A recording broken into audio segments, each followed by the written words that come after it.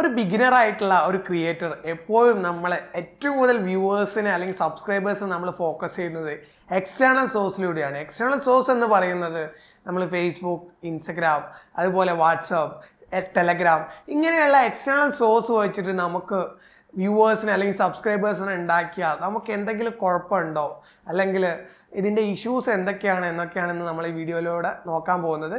അപ്പോൾ നിങ്ങൾ ഇനിയും എൻ്റെ ചാനൽ സബ്സ്ക്രൈബ് ചെയ്തിട്ടില്ല എന്നുണ്ടെങ്കിൽ താഴെ കാണുന്ന സബ്സ്ക്രൈബ് ബട്ടണിൽ ക്ലിക്ക് ചെയ്ത് സബ്സ്ക്രൈബ് ചെയ്യൂ. കൂടെ ബെൽ നോട്ടിഫിക്കേഷൻ ഓൺ ചെയ്ത് നോക്കൂ, ഞാൻ എന്ന വീഡിയോകൾ ഏറ്റവും ആദ്യം കാണുവാൻ.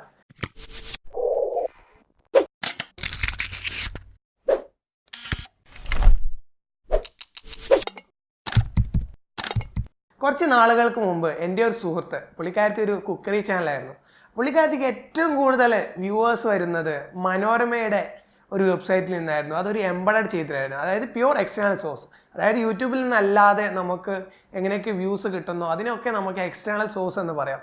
മനോരമയുടെ ഒരു വാരികയുടെ ഒരു ഓൺലൈൻ പബ്ലിഷിങ്ങിലാണ് പുള്ളിക്കാരത്തി എംബഡഡ് ചെയ്തിട്ടാണ് ചെയ്യുന്നത്. അപ്പം അന്ന് എന്നോട് ചോദിച്ചിരുന്നു ഇതുപോലെയുള്ള ഷെയർ ചെയ്താൽ എന്തെങ്കിലും കുഴപ്പമുണ്ടോ എന്ന്.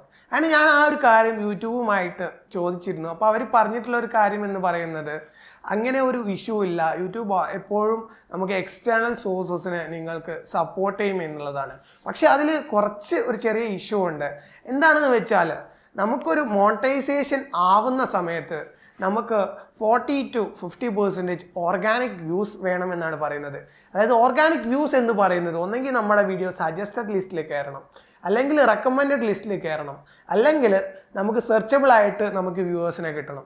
ഇതെന്താണെന്ന് വെച്ചാൽ പല ടൈപ്പുള്ള മോക്കിങ്ങുകളും വരുന്നുണ്ട്, അതായത് പറ്റിക്കുന്ന ഐറ്റം വരുന്നുണ്ട്. അതുകൊണ്ടാണ് ഇവർ ഈ ഒരു കണ്ടീഷൻ കൊടുത്തിട്ടുള്ളത്.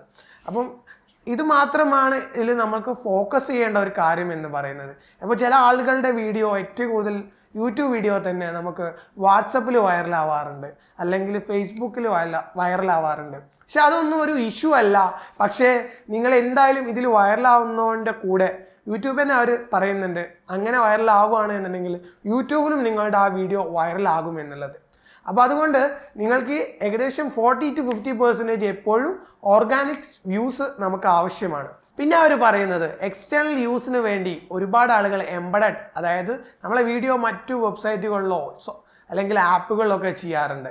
അപ്പം ജെന്യുവൻ ആയിട്ടുള്ള വെബ്സൈറ്റുകളിൽ മാത്രം എംബഡഡ് ചെയ്യുക. അതുപോലെ തന്നെ പ്ലേ സ്റ്റോറിലുള്ള ആപ്പുകൾ മാത്രം നിങ്ങൾ എംബഡഡ് ചെയ്യുക എന്നുള്ളത് അവർ പറയുന്നുണ്ട്. അതായത് തേർഡ് പാർട്ടിയിൽ നമ്മൾ കണക്ട് ചെയ്യുന്ന സമയത്ത് പ്യുവർ ജെന്യുവൻ ആയിട്ട്, അല്ലാത്ത പക്ഷം നമുക്ക് ഇഷ്യൂസ് ഉള്ള വെബ്സൈറ്റുകൾ അല്ലെങ്കിൽ ആപ്പുകളാണ് എന്നുണ്ടെങ്കിൽ അവർ ഈ ഒരു വീഡിയോയും സ്പാം ആയിട്ടാണ് ഡിറ്റക്റ്റ് ചെയ്യുന്നത്.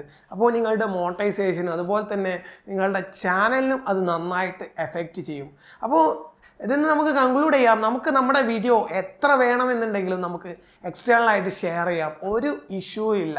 ഞാനൊക്കെ മുമ്പ് എൻ്റെ ഒരു 1000 സബ്സ്ക്രൈബേഴ്സ് വരെയൊക്കെ സത്യം പറയാം നമുക്ക് ഷെയറിലൂടെ തന്നെയാണ് ഏറ്റവും കൂടുതൽ കിട്ടിയിട്ടുള്ളത്. അത് നമ്മുടെ കട്ട ഫ്രണ്ട്സ് നമ്മളെ സപ്പോർട്ട് ചെയ്തിട്ട് മാത്രമാണ്.